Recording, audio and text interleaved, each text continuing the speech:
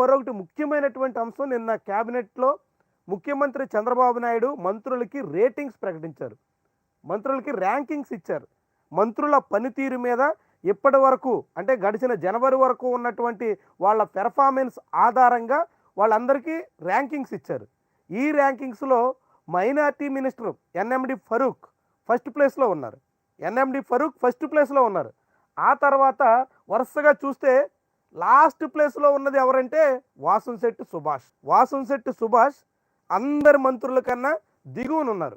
ఆయనతో పాటుగా కొలుసు పార్థసారథి, ప్రస్తుతం కార్మిక శాఖ మంత్రిగా ఉన్నటువంటి వాసంశెట్టి సుభాష్, అదేవిధంగా గృహ నిర్మాణం ఐ&పిఆర్ శాఖలు చూస్తున్నటువంటి కొలుసు పార్థసారథి ఇద్దరు దిగువ స్థానాల్లో ఉన్నారు. కారణం ఏంటి? చంద్రబాబు ఏదైనా సంకేతం ఇచ్చేశారా? ఖచ్చితంగా కనిపిస్తుంది.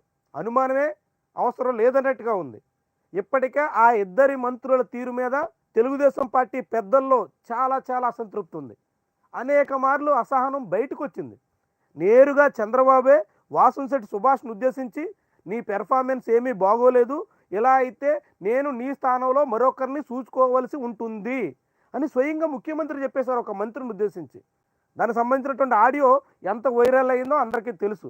అలాంటి వాసంశెట్టి సుభాష్ తన శాఖ పరిధిలో ఎటువంటి పట్టు సాధించలేకపోయారు. ఆయన పెర్ఫార్మెన్స్ బాగాలేదు, ఫైళ్ల క్లియరెన్స్లో అందరికన్నా వెనుకబడి ఉన్నారు అని ఇప్పుడు మరోసారి ముఖ్యమంత్రి ఏపీ క్యాబినెట్ భేటీలో ఇచ్చినటువంటి రిపోర్ట్లో తేల్చారంటే అర్థం ఏంటంటే త్వరలోనే వాసంశెట్టి సుభాష్ని సాగనంపబోతున్నారు.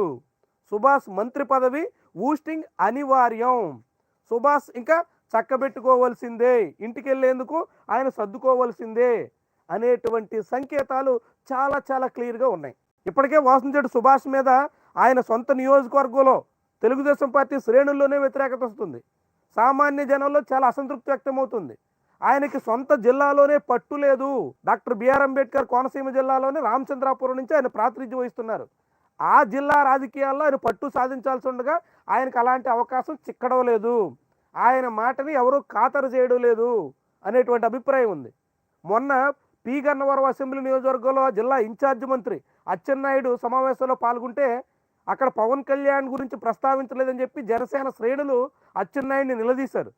అచ్చెన్నాయుడు చివరికి హఠాత్తుగా వేదిక దిగి వెళ్ళిపోవాల్సి వచ్చింది.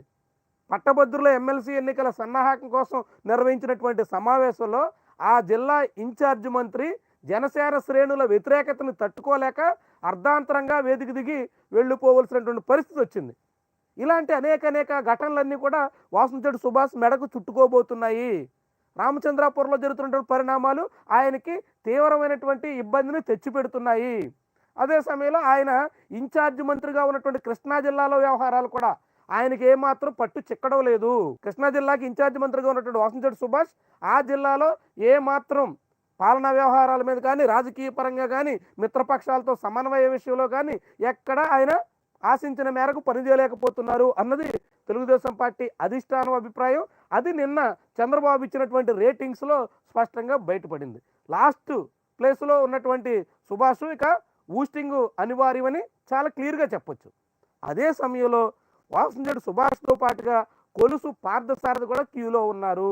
కొలుసు పార్థసారథి మీద ఇప్పటికే తెలుగుదేశం పార్టీ నేతలు, ఎమ్మెల్యేలు, కార్యకర్తలు అందరూ కూడా అనేక రూపాల్లో అసంతృప్తిని వ్యక్తం చేశారు. తెలుగుదేశం పార్టీ ప్రధాన కార్యాలయం ఎన్టీఆర్ భవన్ నుంచే గన్నవరం ఎమ్మెల్యే యార్లగడ్డ వెంకటేశ్వరరావు మీడియా సమావేశం నిర్వహించి యార్లగడ్డ వెంకటరావు స్వయంగా చెప్పింది ఏంటంటే కొలుసు పార్థసారథి వైఎస్ఆర్సీపీ వాళ్ళకి వంత పాడుతున్నారు. ఇతర నియోజకవర్గాల నుంచి వచ్చినటువంటి వైఎస్ఆర్సీపీ వాళ్ళకి మైనింగ్ దందాలకి ఆస్కారం ఇస్తున్నారు. కొలుసు పార్థసారథి తెలుగుదేశం పార్టీ వాళ్ళని అణచివేస్తున్నారు. ఈ విమర్శలన్నీ తెలుగుదేశం పార్టీ కార్యాలయం నుంచి చేశారు, తెలుగుదేశం పార్టీ మంత్రి మీద. అంతేకాకుండా చాట్రాయి లాంటి మండలాల్లో తెలుగుదేశం పార్టీ సంబంధించినటువంటి కార్యకర్తలు కూడా రాజీనామా చేశారు మంత్రి తీరుకు వ్యతిరేకంగా. వాస్తవానికి కొలుసు పార్థసారథి 2019 నుంచి 24 వరకు వైఎస్ఆర్సీపీలో పెనమలూరు నుంచి ప్రాతినిధ్యం వహించారు. ఆయన్ని తెలుగుదేశం పార్టీ నూజివీడు ట్రాన్స్ఫర్ చేసింది. రాష్ట్ర వ్యాప్తంగా వీచినటువంటి సానుకూల పవనాలతో అక్కడ పార్థసారథి గెలవగలిగారు. గెలిచిన పార్థసారథికి బీసీ యాదవ్ కోటాలో మంత్రివర్గంలో అవకాశం ఇచ్చారు.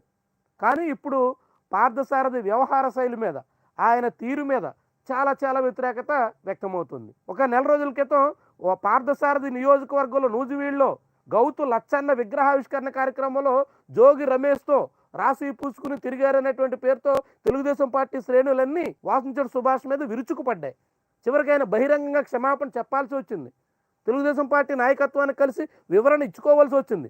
ఇలాంటివన్నీ జరుగుతున్నటువంటి నేపథ్యంలోనే ఇప్పుడు పార్థసారథి పెర్ఫార్మెన్స్ లోలో ఉంది, చాలా వీక్గా ఉంది, ఆయన పూర్ పెర్ఫార్మర్గా ఉన్నారు అనేటువంటి విషయాన్ని చంద్రబాబు అధికారికంగా చెప్తున్నారంటే అర్థం ఏంటంటే త్వరలో వేటు వేయాల్సి వస్తే ఈ మంత్రుల పెర్ఫార్మెన్స్ బాగలేదు కాబట్టి, వీళ్ళ ఫైల్ క్లియరెన్స్ కానీ ఇతర అంశాల్లో కానీ తగిన ఆశించినంత మేర పనిచేయలేకపోతున్నారు కాబట్టి వీళ్ళని పక్కన పెడుతున్నాం అని చెప్పడానికి తగ్గట్టుగా గ్రౌండ్ క్లియర్ చేసిందనేటువంటి విషయం మనం అర్థం చేసుకోవాల్సి ఉంటుంది. చాలా క్లియర్గా చాలా స్పష్టమైనటువంటి సంకేతాన్ని చంద్రబాబు ఇచ్చేశారు. ఆ ఇద్దరు మంత్రులు ఇక ఊస్టింగ్ అనివార్యం. వాసంశెట్టి సుభాష్ శెట్టిబలిజ కోటాలో క్యాబినెట్లోకి వచ్చారు కాబట్టి ఆయన్ని తొలగిస్తే మరో శెట్టిబలిజ నాయకుడిని తీసుకోవాల్సి వస్తే అది పితాని సత్యనారాయణ లాంటి సీనియర్కి ఛాన్స్ రావచ్చు అనేటువంటి చర్చ ఉంది. అదే సమయంలో ఇప్పటికే తెలుగుదేశం పార్టీ రాష్ట్ర అధ్యక్షుడిగా ఉన్న పల్లా శ్రీనివాసరావు గాజువాక నుంచి గెలిచారు. రాష్ట్రంలోనే హయ్యెస్ట్ మెజారిటీ. ఆయన్ని కూడా క్యాబినెట్లో తీసుకోబోతున్నారు అనే కథనాలు ఉన్నాయి. ఆయన యాదవ కులానికి సంబంధించినటువంటి నాయకుడు కాబట్టి ఆయనకి సీట్ ఇవ్వాలంటే ఖచ్చితంగా పార్థసారథిని పక్కన పెట్టాల్సిందే. కాబట్టి పార్థసారథి సుభాష్ ఇద్దరు హిట్ లిస్ట్లో ఉన్నారు. వాళ్ళ మెడ మీద వేటు కత్తి వేలాడుతోంది. చాలా క్లియర్, చంద్రబాబు చెప్పేశారు.